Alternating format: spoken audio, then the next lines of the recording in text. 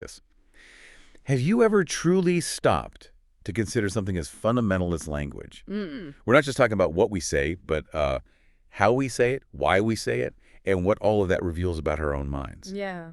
Today, we're taking a deep dive into the incredibly rich and complex world of language, drawing from some fascinating sources to bring you, hopefully, a truly profound understanding. Right. Our mission is to give you a shortcut to being well-informed about the very essence of communication, from its ancient origins right up to its surprising echoes in modern AI.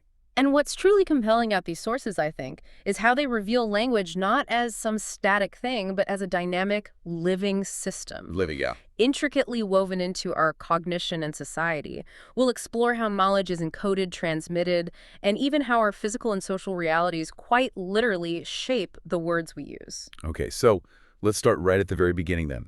What is language at its absolute core? Well, the sources really emphasize its communicative function. That's paramount. Right, communication. It influences every single aspect of it. Hmm. And here's where it gets particularly insightful, as you said. It's not just about conveying messages. Now, It actually helps form our thinking. helps form it. Okay. How so? Indeed. I mean, the development of spoken language didn't just give us new ways to talk, it fundamentally reshaped our minds. Reshape them. Yeah, enabling new forms of thought, especially abstract thinking.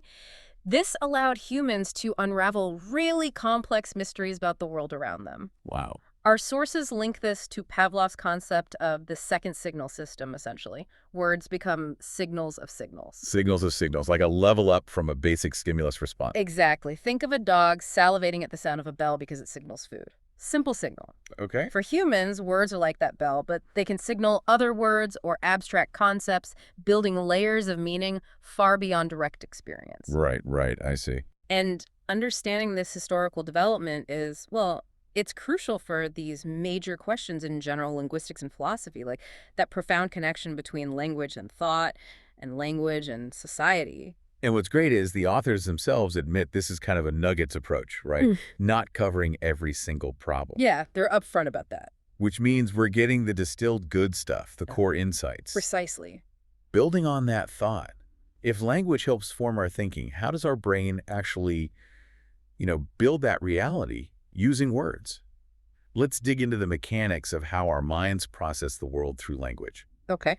Starting with something basic, like how we recognize objects. It's more than just seeing individual traits, right? Oh, absolutely. It's about recognizing general properties. General property. Even the act of sensation itself involves synthesis, not just differentiation. Our sources highlight primitive generalization. Primitive generalization. Yeah, much like in Pavlov's early work, where initial conditioned reflexes apply really broadly before becoming more specific.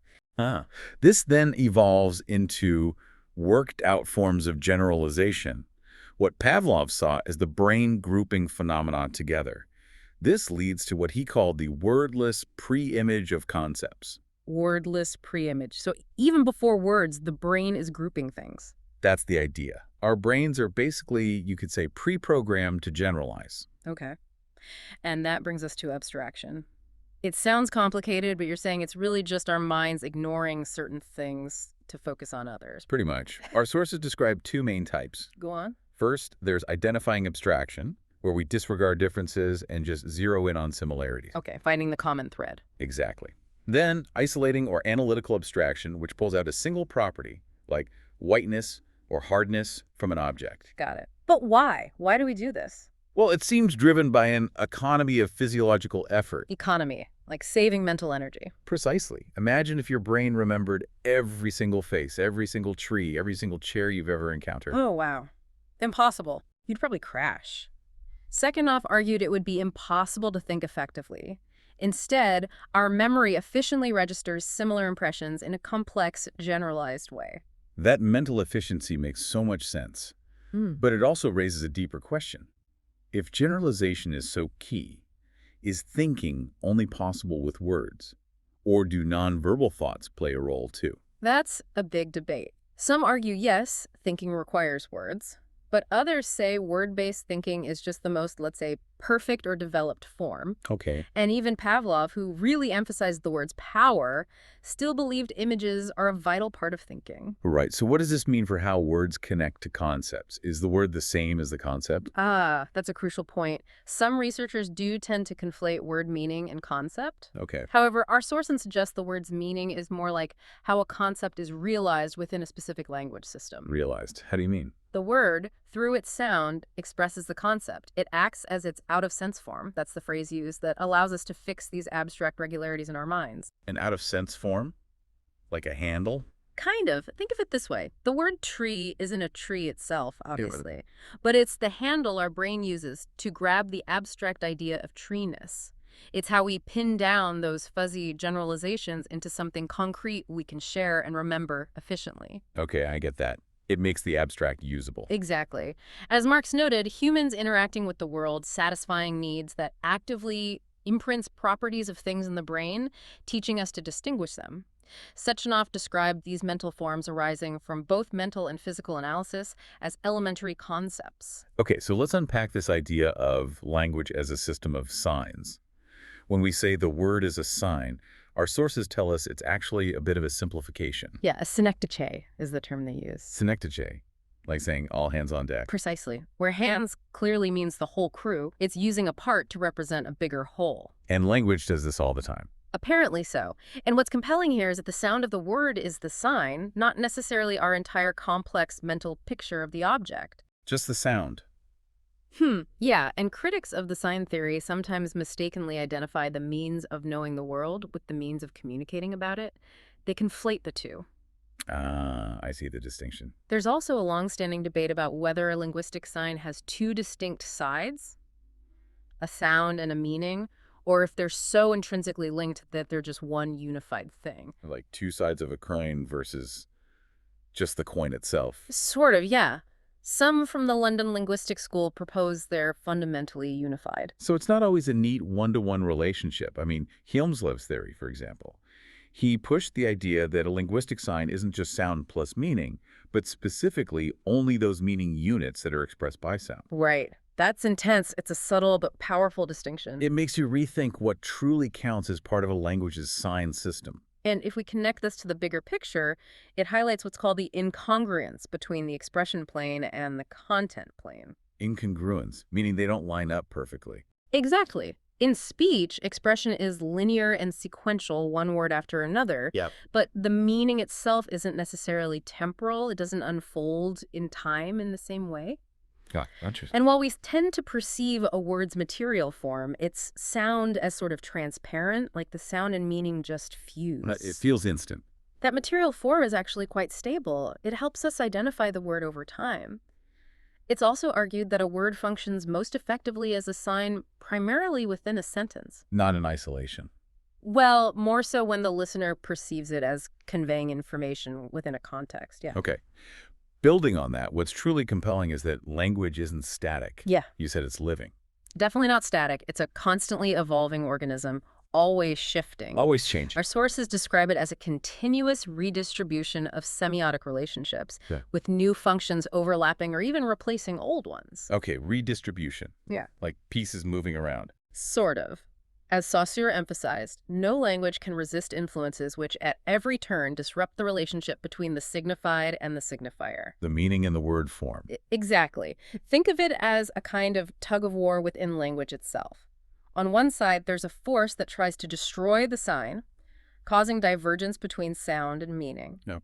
On the other, a force that seeks to unite them through analogy, reducing allomorphy. Allomorphy. Like Yeah. different forms of the same piece. Yeah, like different forms of the same meaningful unit, like plurals or past tense endings. Analogy tries to make things more regular, maintain unity. Think of how we say cats and dogs with slightly different sounds, but it still clearly means plural. Language tries to simplify those variations over time. So it's like an internal struggle. But there are external pressures too, right? It's not just happening inside the language. Oh, absolutely. External influences include language contact. Languages meeting each other. Right, leading to borrowed elements like sounds, suffixes, even numbers. We see this all over the world. Exactly. Well, Finnish-Ugric languages, borrowing from Indo-European, or the Karelian verb asua, gaining wider meanings from the Russian verb iti, which means to go. So contact expands meaning. It can, yeah. And languages that share similar structures influence each other more easily, and those with less active word formation often adopt foreign words more readily. Makes sense. Prolonged contact in specific geographic areas can even lead to language unions. Language union? Yeah, where unrelated languages develop shared structural features. The Balkan Linguistic League is a classic example of features like genitive and dative merging, or a lack of infinitive verbs showing up across different language families there. Wow. So geography matters. Hugely. And lexical borrowing also drives synonymy, having multiple words for the same thing, and semantic shifts, meaning changes. It can even lead to borrowing word-forming affixes, like the productive English suffix "iul." That came from Latin via French. Right, evil. And it's not just these big structural changes, is it? Our sources point to subtle, almost random changes, too. That's true. There are also, non-directed processes like contamination of forms or spontaneous sound changes that just So happen. they happen. But then there's also that economy of means at play again. The efficiency thing. Right. Languages naturally resist too much detail. You won't find a language with, say, 150 phonemes or 50 different verb tenses. That would be impossible to learn or use. Exactly. It would hinder communication. Yeah. So the most efficient and necessary means tend to prevail. Okay. On the flip side, languages also tend to favor more expressive forms that are clearer or more distinct. So it's a balance between efficiency and clarity. Kind of, yeah. We see this in how certain plural suffixes became dominant in Old English or German, or how specific genitive plural endings spread in Old Russian simply because they were clearer, easier to understand. Okay. And when elements are given up, like maybe certain grammatical cases or specific past tenses disappear over time, the language often compensates with new means, like using prepositions more, or helper verbs, which proves their communicative necessity. The function still needs to be performed. So given all this dynamic change, this push and pull, what does this all mean for the idea of progress in language? Does language get better? Yeah. That's a tricky one. It feels like it should, but our sources say it's not that simple. Exactly. This brings up a crucial point. While some early linguists saw progress in a shift from synthetic languages, ones with lots of endings like Latin, Inflected languages? right, to analytical structures, ones using word order and helper words more like modern English, they argued this shift reflected higher thinking. Higher thinking, really? Yeah, but others, like the linguist Gutschman mentioned in the sources, strongly disagreed. How so? They argue that all grammatical forms can express complex thought equally well, and that analytical constructions are sometimes even older historically. So no better way to structure thought. Not necessarily in terms of the quality of thought. However, our sources do suggest a kind of relative progress in language technique. Technique. Yeah.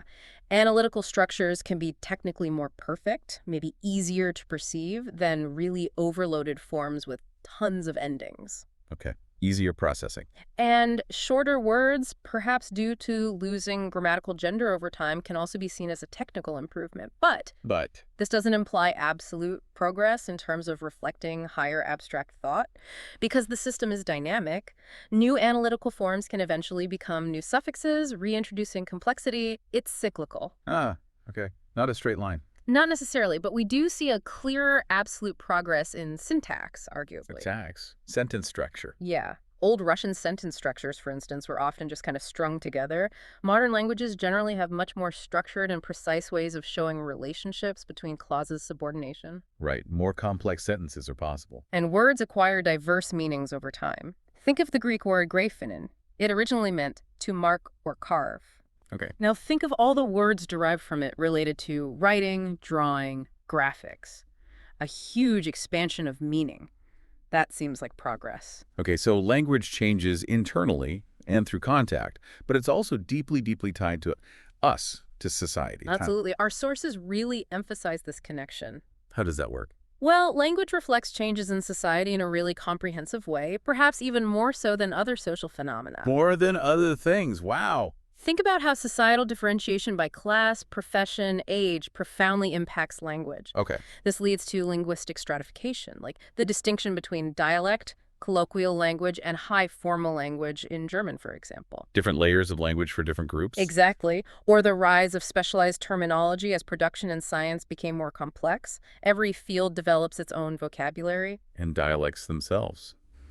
They aren't just quaint old ways of speaking, are they? No, not at all. They're historical entities shaped by social factors. Social factors, not just geography. That's a key point.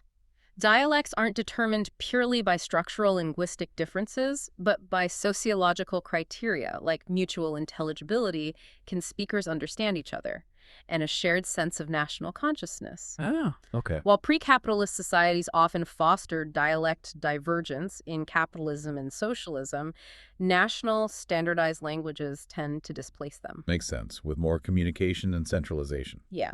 And we even see how territorial isolation or the infiltration of other language groups can lead to significant dialectal differences, like the strong Tajik influence found in certain Uzbek dialects. Right. And political and class interests can even prevent the unification of closely related languages, as seen with Urdu and Hindi in India.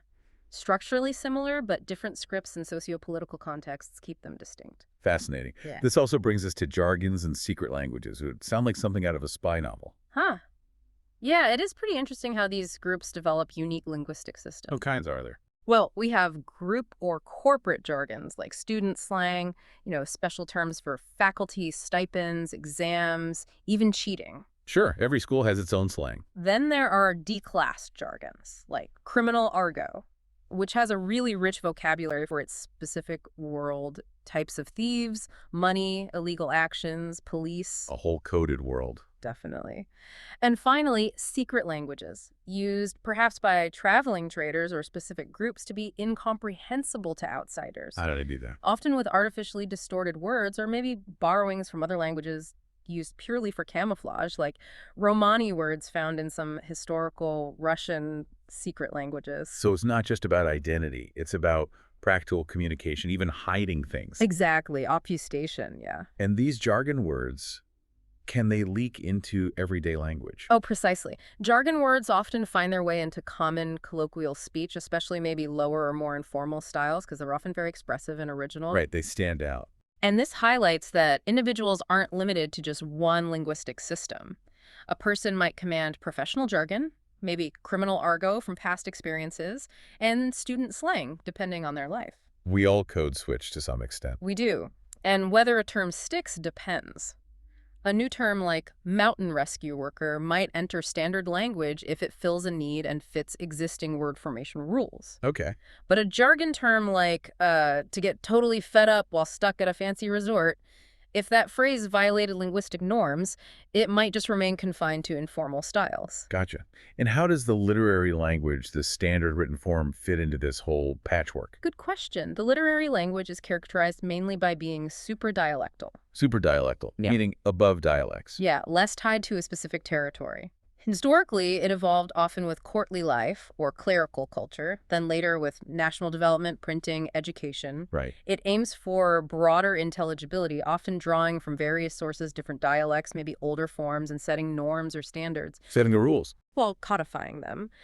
But its codification is gradual. It happens unevenly across different levels of language, like pronunciation versus grammar. Okay. The idea of a common language is often used, but our sources clarify it's actually ambiguous. Sometimes it means the literary language, sometimes widespread colloquial forms, sometimes just the shared elements found across all dialects. So common language isn't a precise term. Not always. The linguistic norm helps define this standard.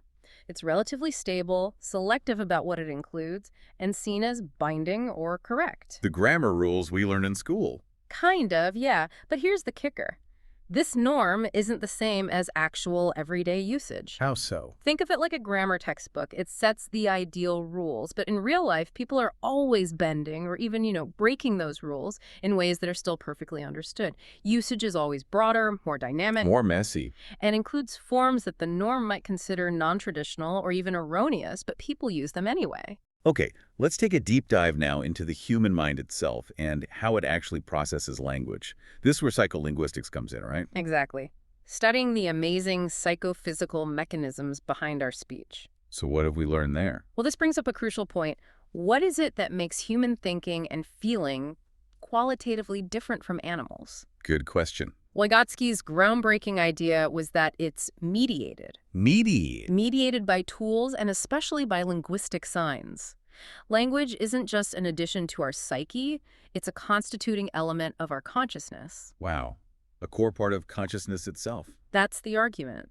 This allows us to actively plan our behavior based on social experience embedded in these signs, rather than just passively adapting to the environment like animals tend to do. So language actually helps us plan our future actions. That's incredible. What do we know about how our brains actually produce and understand speech on a, mechanical level? Well, current research, while still very much evolving, suggests a complex multi-component process. It's not simple. It involves everything from the initial motivation or intention to speak, No. to programming the utterance, what's sometimes called inner speech.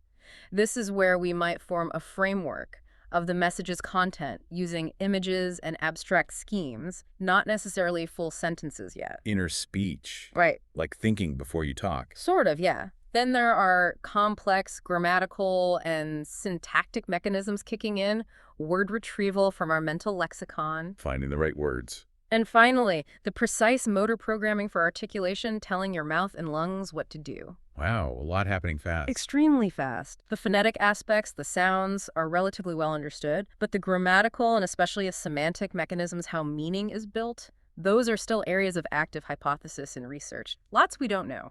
It sounds like our inner voice is doing a lot of the heavy lifting then.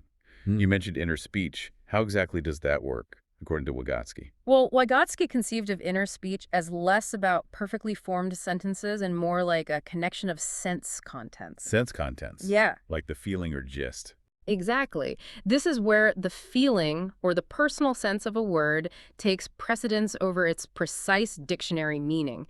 It's dynamic. Okay. It's almost like a shorthand transformation, moving from our personal, intuitive, internal thoughts, which might be quite idiomatic or condensed, into the structured, understandable language we use externally. From private thought to public speech. Right. And this is also where phenomena like word associations come into play. Experiments looking at how we associate words reveal not just how these sense contents are registered, but also the emotional coloring and individual nuances we add to words. Our personal baggage with words. You could put it that way. And we find patterns too, like nouns typically associating with other nouns. That's called paradigmatic association. That dog. Right? And verbs often triggering syntagmatic associations connecting with words that typically appear together in a sentence. Like drink water. Exactly. So what happens when things go wrong in the brain, like with aphasia? How does studying that tell us about the normal functioning of language? Aphasia research provides really crucial insights, yeah. For instance, in sensoric aphasia, often linked to damage in the left temporal lobe, Okay. the direct meaning, the denotation of a word might be impaired. Someone might struggle to name an object. But their ability to grasp abstract semantic relationships, like categories, might remain surprisingly intact. Interesting. What about other types? Conversely, in dynamic aphasia, often linked to frontal cortex damage, the immediate object reference might be preserved. They can name the object fine. Okay. But the system of meanings, especially context-dependent ones, like understanding nuance or planning speech acts, is disturbed. They struggle to initiate or structure discourse. Wow. So different parts handle different meaning jobs. It fascinatingly demonstrates that different semantic operations seem localized in different areas of the cerebral cortex.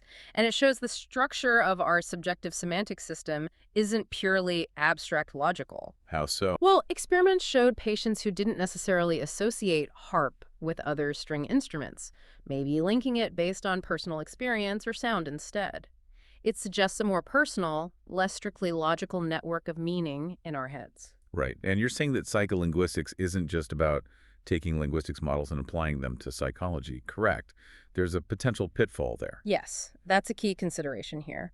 There's been a historical tendency sometimes to uncritically transfer linguistic models, which were developed for specific linguistic analytical purposes, remember, directly into psychological research. And the problem with that is? It can lead to overlooking crucial aspects, like the different types and functions of speech planning versus communicating versus self-regulating, or the mistaken assumption that just because two sentences look the same linguistically, the brain must produce them in the exact same way psycholinguistically. Linguistic identity doesn't equal psycholinguistic identity. Exactly. The reality is far more nuanced. Also, language ability is increasingly seen as a generative, dynamic, psychophysical mechanism, not just a static grammar file stored in the brain. More like a skill. A complex skill, yes, involving different levels of conscious processing from the almost unconscious level of producing syllables smoothly up to the fully conscious level of planning the content of the whole utterance. Okay, this is where it gets truly fascinating, connecting all this to the modern day.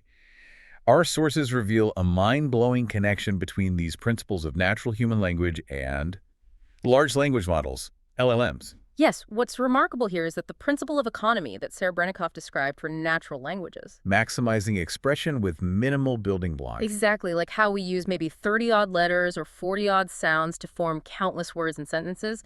This finds really remarkable parallels in LLMs. How so? They employ strikingly similar efficiency strategies. So like how we use a few letters to make infinite words, LLMs do something similar. Is that the idea? That's basically it. LLMs use tokenization. They break down vast amounts of text into fundamental subword units. Tokens. Tokens, yeah. Things like byte pair encoding or word piece. These are analogous, in a way, to how natural language has basic building blocks like phonemes or morphemes. The smallest meaningful units? Right. This tokenization allows LLMs to handle huge vocabularies and even words they've never explicitly seen before by assembling them from these smaller known components. Ah, so they can handle novelty. Yes. Both systems, whether biological like our brains or artificial like LLMs, develop these hierarchical structures. They leverage combinatorial explosion, Combinatorial explosion. meaning using a finite set of elements in combination to generate virtually unlimited complexity. Letters to words to sentences in humans, tokens to sequences in LLMs. That's a powerful parallel. It's almost as if nature stumbled upon a brilliant solution for communication, and AI is now perhaps independently mirroring it. Or maybe hitting on the same fundamental principles because they're efficient ways to process information. Right. What does this convergence tell us about the fundamental principles of intelligence itself, maybe? Well, LLMs arguably go beyond natural languages in how explicitly they implement these principles at an algorithmic and architectural level. How so? Think of things like attention mechanisms. These allow the models to efficiently process information by focusing only on the most relevant parts of the input for a given task, rather than trying to process everything equally. Like how we focus our attention. A bit like that, yes. Or mixture of experts models. These are huge models, but for any given input, they only activate a small fraction of their enormous number of parameters. So they're huge but sparse in operation. Exactly. It keeps the computational costs manageable while allowing the models to scale to incredible sizes and store vast amounts of knowledge. Smart engineering. Very. And what this points to, perhaps, is that the emergence of sophisticated abilities in LLM's intelligence that often seems to exceed their explicit programming. The emergent abilities we hear about. Yes. It suggests there might be universal principles of information processing, principles that both biological and artificial systems utilize to manage complexity efficiently. It's a powerful convergence. Wow. It hints at deep underlying rules for how intelligence, whether natural or artificial, organizes information and makes sense of the world. So wrapping this up, what does this all mean for you, our listener? We've journeyed from the very essence of language, its intricate dance with human thought. Right, through the dynamic forces that shape its evolution, its diverse social manifestations. We took that deep dive into the psychophysical mechanisms in our brains making language possible. And then incredibly saw those same principles of efficiency and combination echoed in the cutting-edge world of large language models. So hopefully you now have a richer, more nuanced understanding of how language truly works. Yes, not just as a tool, but as a fundamental system of human cognition, and perhaps surprisingly, a kind of blueprint for artificial intelligence. Which leaves us with a thought. This brings up an important question. What might these shared principles actually mean for the future of human-AI communication? How will we interact with systems built on similar foundations? And maybe, how might our own understanding of language continue to evolve as we build and interact with these ever more intelligent systems? It's definitely a question worth pondering long after our deep dive ends. Indeed. Until next time, keep exploring, keep questioning, and keep getting well informed.